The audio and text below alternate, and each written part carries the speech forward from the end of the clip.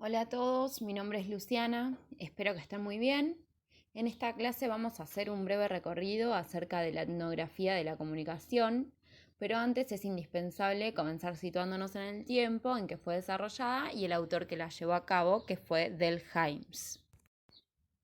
Bien, Del Hymes fue un sociolingüista y antropólogo estadounidense, quien ha sido internacionalmente reconocido por los aportes que le dio a la lingüística, a la antropología, incluso al folclore y al mundo educativo. Además, dentro de la lingüística se destacó como uno de los fundadores de la sociolingüística y aparte de todas sus facetas como docente, lingüista, antropólogo, etnógrafo, poeta e investigador, también contribuyó de manera positiva y relevante al mundo educativo y al desarrollo de la enseñanza de lenguas.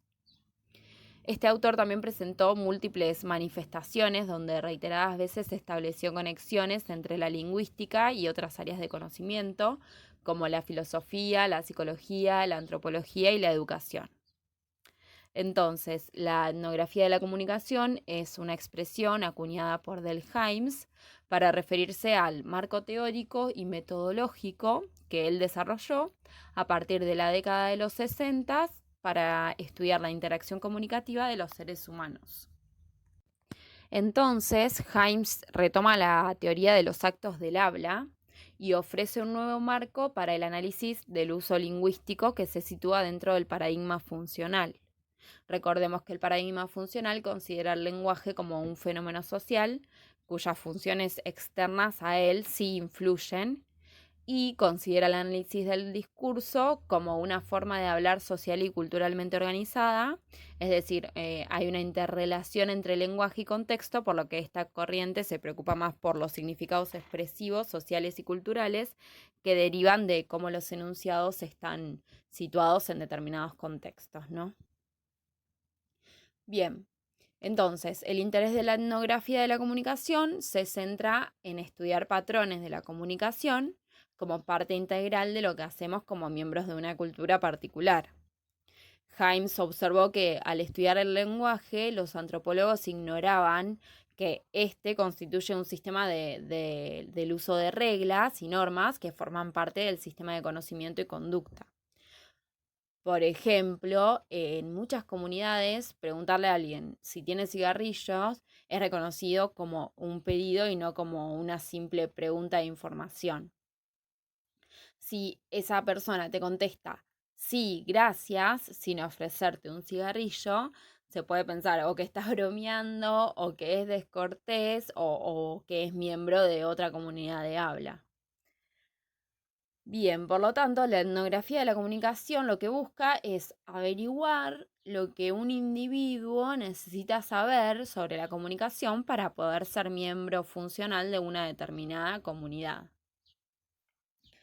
De este modo, para poder hablar una lengua, no solo se requiere un dominio de las estructuras gramaticales de esa lengua, lo que sería la competencia lingüística propuesta por Chomsky, sino que se requiere también un dominio de reglas sociales, culturales y psicológicas que rigen el uso del lenguaje dentro de un determinado contexto, lo que sería la competencia comunicativa del hablante. Esta competencia comunicativa nos sirve para involucrarnos en múltiples actividades de una manera correcta. Por ejemplo, ir a comprar una tienda, rezar, conversar y hasta incluso estar en silencio. Bien, la etnografía de la comunicación también va a trabajar el concepto de comunidad de habla. Sabemos que conocer una lengua no nos garantiza saber las formas de interpretación y las reglas de interacción social.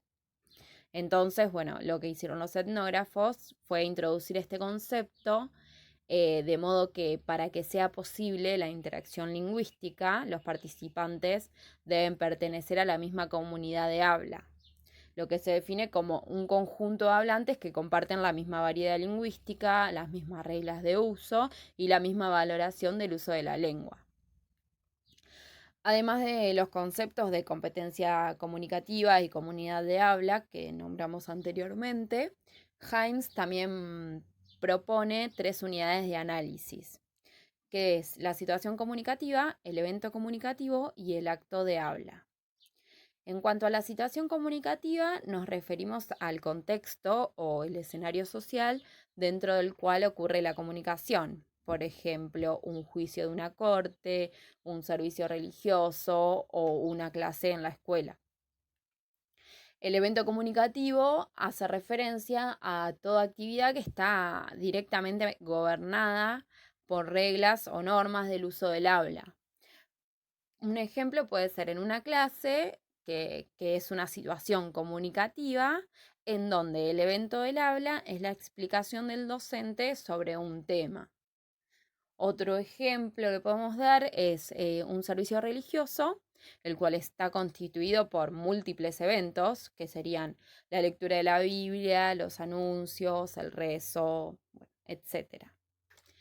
El evento constituye entonces el enlace que se da entre la situación y el acto. Por último, tenemos la unidad más pequeña, que es el acto del habla, que es propuesta por la pragmática tradicional. El acto del habla lo entendemos como la emisión de un enunciado para llevar a cabo un fin determinado. Puede ser una pregunta, una invitación, una amenaza, un lamento. Además de estos conceptos planteados por Himes, también aportó una clasificación sobre los componentes de los eventos comunicativos que se pueden recordar con el acrónimo SPEAKING. La S hace referencia a la situación, que es decir, el acto y lugar del acto de habla, que podría ser misas, actos religiosos, cultos. La P hace referencia a los participantes, que serían los hablantes, la audiencia y todos aquellos que se encuentren involucrados. La E hace referencia a los fines, digamos, los propósitos, los objetivos y resultados en un evento de habla. La A hace referencia a las secuencias del acto comunicativo, que sería la forma y organización del evento en donde los participantes deben conocer cómo se conforman los sucesos. Con respecto a la K, hace referencia al tono, que serían las claves que establecen el tono o la manera del habla. En otras palabras, podemos decir que son las particularidades de la manera en que se desarrolla la actividad lingüística en cuanto a las actitudes, los tonos de voz. Bien, en cuanto a la letra I, se refiere a los instrumentos, que serían los canales de la comunicación y los códigos que les corresponden, serían los medios de comunicación.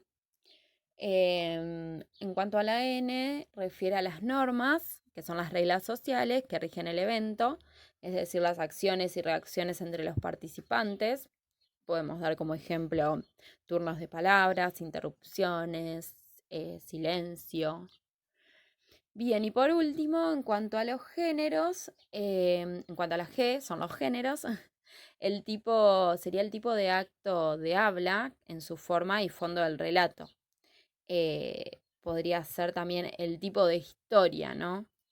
Un ejemplo para entenderlo mejor es mi mamá contando una historia, una anécdota sobre mi abuela, para entretener o bien para dar un discurso ejemplar como instrucción moral.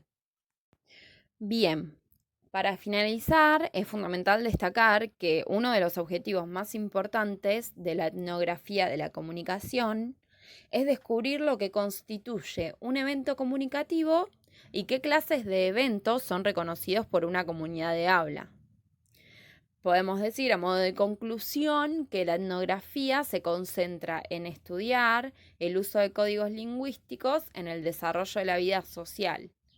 Y lo que la distingue del análisis pragmático es la preocupación que tiene por el contexto sociocultural en el que se enmarca el uso del lenguaje y por las relaciones también que se establecen entre el lenguaje y los sistemas locales de conocimiento y orden social.